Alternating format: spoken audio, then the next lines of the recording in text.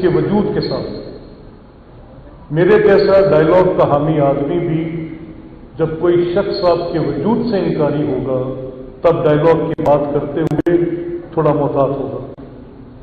جب کوئی شخص آپ کو تسلیم نہیں کرتا، جب کوئی شخص آپ کے ساتھ بات کرنے پہ آمادہ نہیں، جب کوئی شخص آپ کے حقوق تسلیم نہیں کرتا، تو پھر اس میں بات چیت نہیں ہو سکتی. اس میں بات چیت مشکل ہے. اس کے لیے لازم ہے، اس کی بنیادی شرط ہے کہ آپ دو فریقین کو فریقین تسلیم کریں. اور اگر یہ معاملہ اسی بنیاد پر کہ خطے پہ میرا دعویٰ ہے جو کہ کشمیر کا خطہ ہے، اور اسی خطے پہ ہندوستان کا دعویٰ ہے کہ یہ میرا خطہ ہے، تو پھر اس میں کیا طریقہ تھا دنیا کا؟ پلیبیسائٹ کا تھا. ایکسرسائز ہو گیا، کنفرنٹیشن ناٹ ونس ٹوائس. ایک ڈپلومیٹک ٹرف پہ ایک جھگڑا پچھلے 8 ڈیکیڈ سے جاری ہے. وہاں کے عوام کیا کہتے ہیں اس تصواب رائے کے نتیجے میں، اس بات کی بھی پرواہ کسی کو نہیں. تو کتنا کشمیر میرے پاس ہے اور کتنا ہندوستان کے پاس؟ کتنے فیصد آج آزاد کشمیر ہے، کتنے فیصد انڈین آکوپائڈ ہے، کتنا گلگت بلتستان میں ہے، کتنا لداخ میں ہے؟ 30-40-20 ریشو. بڑی سمپل میتھمیٹکس ہے. ہندوستان نے یونیلیٹرلی اپنے آئین کے اندر وہ جو ترامیم کی، اس کے نتیجے میں کشمیری عوام پر ایک ظلم و ستم کا پہاڑ ہے. ان کی زندگی مشکل ہے، لیکن اقوام عالم کی وہ نظر جو دہشت گردی کو، ریاستی جبر کو دیکھتی ہے، اس طرف دیکھتے ہوئے تھوڑی بند ہے. کن مجبوریوں پر بند ہے کہ ہندوستان ایک بڑی منڈی ہے، وہاں پر 120 کروڑ لوگ زندہ ہیں.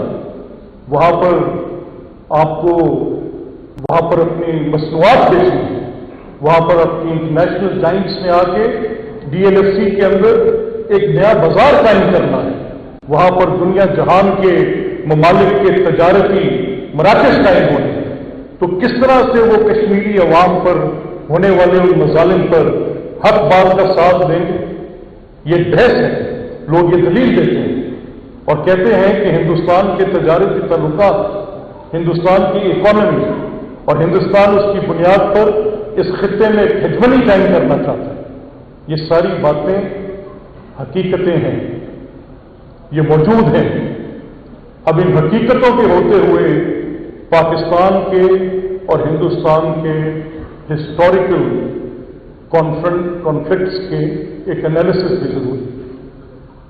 پاکستان میں ہندوستان کے ساتھ کانفلکٹ کس بنیاد پر ہے؟ ایک تو کشمیر ہے، دوسرا تنازع پانی کا ہے. اور دنیا میں پانی کے تنازع طے کرنے کے کچھ انٹرنیشنل اصول طے پائے ہیں. میں آج یہ بات سوچنے پر مجبور ہوں کہ کیا ہندوستان دنیا میں قائم کیے سارے جو اصول و ضوابط ہیں ان کو یونیلیٹرلی یک طرفہ طور پہ مکمل طور پہ ختم کر لے گا؟ کیا ہندوستان ٹریٹیز کے، کنونشنز کا سگنیٹری نہیں ہے؟ کیا ہندوستان بائی لیٹرل ٹریٹیز کے معنی نہیں سمجھتا؟ کیا ہندوستان کو اس بات کا علم نہیں ہے کہ اس سگنیٹری ہے جنیوا کنونشن میں آن ٹریٹیز؟ کیا ہندوستان کو پتا ہے کہ وہ خود سے اس کو ختم نہیں کر سکتا؟ سب پتا ہے. میں یہ تسلیم نہیں کرتا کہ اس کو نہیں پتا. اور کیا پاکستان کا یہ موقف کہ ہندوستان کا پاکستان کے پانی کو روکنا ایکٹ آف وار سمجھا جائے گا؟ اس موقف کو دنیا میں کہیں حمایت مل رہی ہے؟ یہ دیکھنا بھی ضروری ہے کہ اگر اس کو اس پاکستان کے پانی کا یوسیج روکنے کا کوئی اختیار تھا تو کیا وہ صرف انڈس واٹر ٹریٹی دیتی تھی؟ No sir, that is not the case. خواتین و حضرات، میں آپ کے سامنے یہ بات بلا خوف تردید رکھنا چاہتا ہوں کہ پاکستان کا ایز لورڈ ریٹیرین ایک انٹرنیشنل رائٹ ہے آف یوسیج آف واٹر. وہ سندھ پاس معاہدے کے نتیجے میں دیا گیا حق نہیں ہے. ہندوستان کا ہمارے دریاؤں کی تقسیم کا ایک معاہدہ تو ہو سکتا ہے، لیکن پاکستان کے ساتھ یہ اس کا ماننا کہ میں سندھ پاس معاہدہ ختم کر کے मेरे पानी को वो चैनलाइज कर सकता है, उसकी स्टोरेज कर सकता है, बंद बांध सकता है, चाहे 20 साल लगे उसको, लेकिन वो ये ऐसा कर भी नहीं सकता। अगर ऐसा करेगा तो वो वायलेशन में होगा उन बैनुल अक़वामी बनाए गए कवानीन के और पानी के हकूक का। अब ये जो ग्रेट रिवर है ब्रह्मपुत्र, इसी मंतक से, जिस मंतक से हिंदुस्तान आज मेरे पानी को रोकने की बात करता है, तो it loses it's right with the Brahmaputra, जो उसके 30% पानी की जरूरियात को पूरा करते हैं। 38% to be correct, and thankful to the gentleman जिन्होंने ये बात की। 38%। कैसे हो सकता है कि जिस हद के तहत वो खुद कहीं पर कोई इस्तेमाल करे? तो ये मेरा मानना है कि जो हिस्टोरिकल पर्सपेक्टिव है कॉन्फ्लिक्ट का, ये 1950 की दिहाई में आपने कुछ मुआहदे तय किए जिसमें बाइलैटरल ट्रीटी जब आप साइन कर लेते हैं, उसकी रेवोकेशन यूनिलैटरल नहीं हो सकती। Then both party signatory to that have to sit at least, और अगर वो कहें कि बैठ के निगोशिएट करना है कि एक नया मुआहदा लिखे, तो दोनों फ्री हैं। यकतरफा तौर पर उसको खत्म नहीं किया जा सकता। तो पाकिस्तान के पास अवेलेबल जो इसकी रेमेडीज हैं, वो जैसे रईस अंसारी ने कहा कि अगर ये जंग का हिस्सा बना कि वो आबी जारियत करता है और पाकिस्तान का पानी रोकता है और चैनलाइज करता है, तो इसको हम एक्ट ऑफ वॉर तस्वर करेंगे, दुरुस्त है। लेकिन पाकिस्तान का ये हक बैनुल अक़वामी तौर पर तस्लीम शुदा हक है। इसके जो कॉवेनेंट्स हैं उनके ऊपर कोई दो राय नहीं हो सकती। जिस कन्वेंशन के आप खुद सिग्नेटरी हैं, उसकी आप वायलेशन भी नहीं कर सकते, you are bind by that. तो ये जो उन्होंने किया है, ये एक फ्रस्ट्रेशन का अमल है।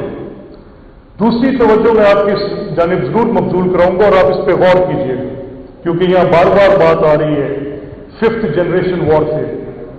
लेडीज एंड जेंटलमैन, मैं अभी यहां बैठे सर्व कर रहा था, देख रहा था कि सन 2000 से लेकर आज तक पाकिस्तान ने 80,000 से ज्यादा शहादतें दी हैं। आप अगर सालों का डाटा उठाएं तो मैं सिर्फ आपको 2024 और 2023 के दरमियान, यानी रोजाना की बुनियाद पर औसतन एक हमला है दहशतगर्दाना पाकिस्तान में 2023 में, और 2023 में हुए हमलों में उसकी तादाद 517 है। ये स्टेटिस्टिक्स जो एक बड़ा मोतबर अदारा है जो दहशतगर्दी का डाटा इकट्ठा करता है, ऑस्ट्रेलिया में बेस्ड है, वो पाकिस्तान को अफ्रीका के किसी एक साहिली मुल्क के बाद दुनिया में सबसे ज्यादा दहशतगर्दाना कार्रवाइयों का शिकार मुल्क कह रहा है।